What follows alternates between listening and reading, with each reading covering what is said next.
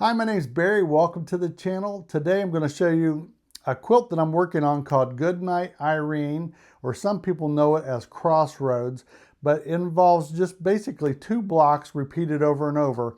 And the first block is a four patch, and I have never made a four patch before, so I'm going to show you the way that I learned it from watching Jenny Doan make it a few years ago, making this quilt.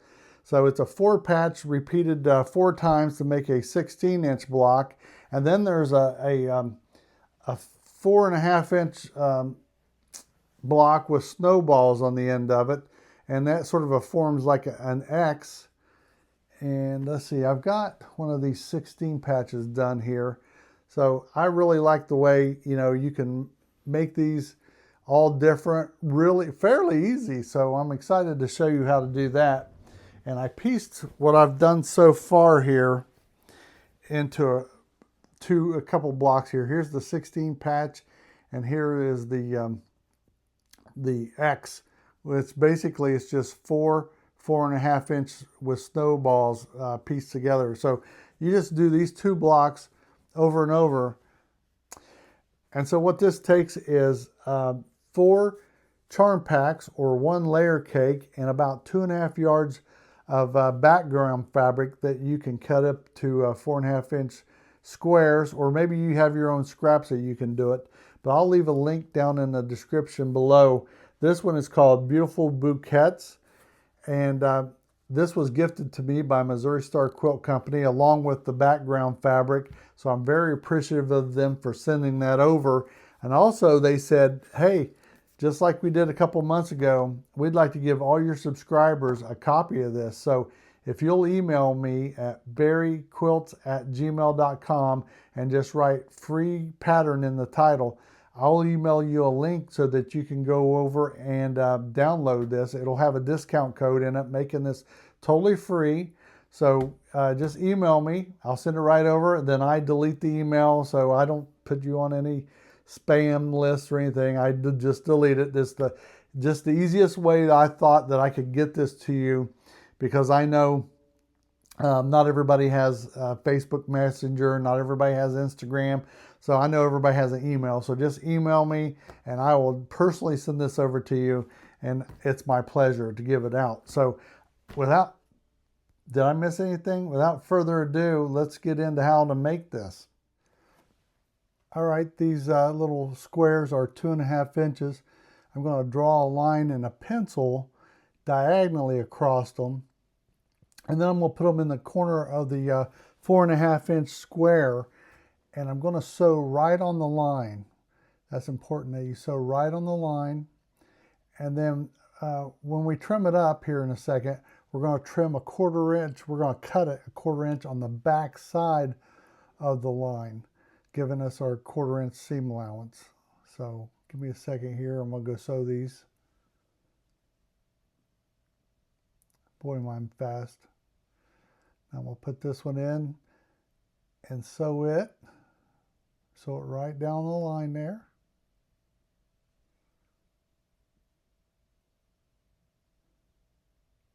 And then take my rule. Now this little rule I got, it's a 2.5 inch wide. It's perfect for this. And I just put 1/4 inch right on the pencil mark there, so it gives me a 1/4 inch seam allowance, and just trim it up. Flip it around, do it again.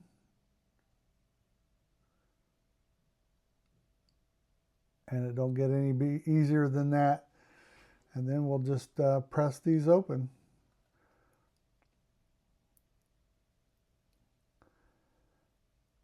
I got this little pressing mat at a quilt show last year, and it is the handiest little pressing mat. It's homemade. I can't tell. I think it is. Can't tell you where to buy it, but I love that thing. It's lightweight.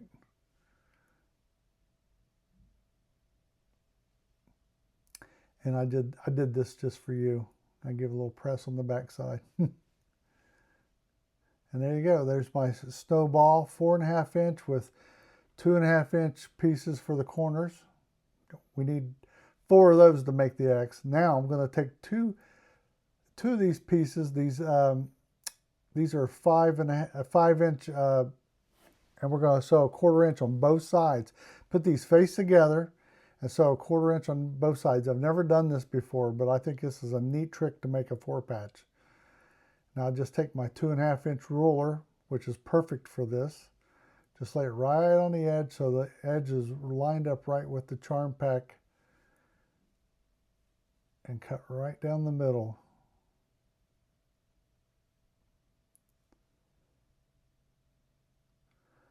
And I do that for all, for a good amount. Trying to mix them up. Try and make sure that none of my patterns are the same. And I forgot to set the seam. Bad me. But you're going to have two that are identical.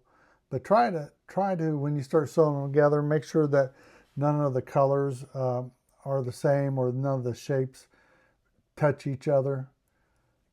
And that way you'll get a different look. Okay, once those are done, just do all the rest of them the same way, just like an assembly line. And then when I get them all, I'll just take different ones and, sort of play around with them and see which ones I want. I'll put those two face together and put a 1/4 inch seam line down it. And we're just going to keep chain piecing for as long as you feel comfortable. I mean, you could go do 100 of these things, I think, but I just do half a dozen or so, a dozen. Now the first one here, we're going to trim up with the 2.5 inch ruler. And we're going to set it aside, and then we'll take the end and we'll sew them together so nothing's wasted. But watch this right here. I'm going to take that and flip it over, put my roll right on the end there. And you may want to watch this again, because this is so slick how right there you got a 4 patch. Take this, flip it over, put your roll on there, trim it up. And like I said, always trim at each stage. Set these out, press them, trim them. I didn't do this initially, and I found that was a big mistake for me. But once I started trimming at each level, like right here, when I get this done, I'm going to trim these. It makes a big world of difference, especially when you start piecing them together. So right here, I've got a 4.5 inch square. And my rotating mat. I love that thing too. Even if it's just a sliver, I trim them all. Okay, after you get all those made, you're going to have 4 patches here, and you're just basically going to take and lay them out. And I like to lay them out so that that you have a dark and a light. In this case, I'm using a blue and a red and a blue, just a dark and a light. I never put 2 darks beside each other if I can help it, or 2 lights together. And then we're just going to take this set, sew them there, this set, sew them there. Once they're sewn together, then you're just going to take this top section here after you've pressed it open, fold it over here, sew them together, that it will come out to be one 16-inch block. And like I said, if I've repeated this 10 times, I found out by doing those. Trimming at every opportunity that you can at each stage is key. In the same way with the X block, once you get all these cut and let's see, pieced, same thing. I try to keep a dark and a light, or a red and in this case, a red and a blue together. And there again, I'll sew these 2 together and these 2, press them, and then sew these together, and there you go. And then I think the pattern calls for about 21 of these together. I'll show you how to do the sashing around it.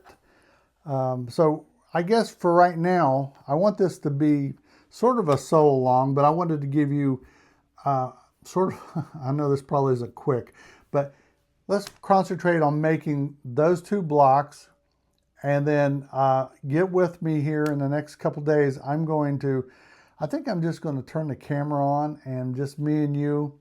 I'm just going to try to sew as many of these together as I can and make it. But I wanted to show you first these 2 blocks, because if you can do these 2 blocks, it's just a matter of repeating them.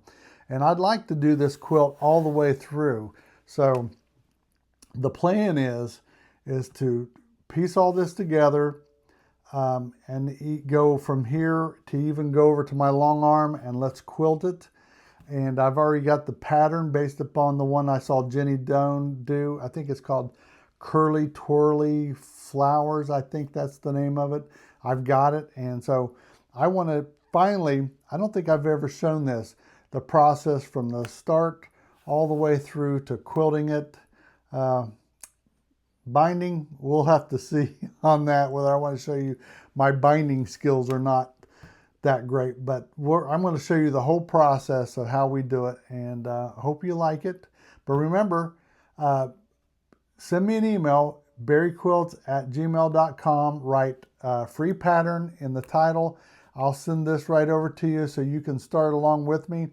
Like I said, you can use your own layer cakes, or this layer cake will be down in the description. Now this pattern, being free, is only good through the end of May of 2026. After that, it's no longer valid. So hurry up and email me, and that way you can get it. And after that, I'll leave a link down. So if it's past May when you're watching this, you can still purchase this pattern. Like I said, it's a classic pattern. I know so many people that have commented over on my Facebook page that have already made this. So if you haven't made it, join me, because I've never made it. And it's a classic, so let's do it. And as always, after health, but before wealth, there's memories. So go out and make some memories, and I will see you later. Bye.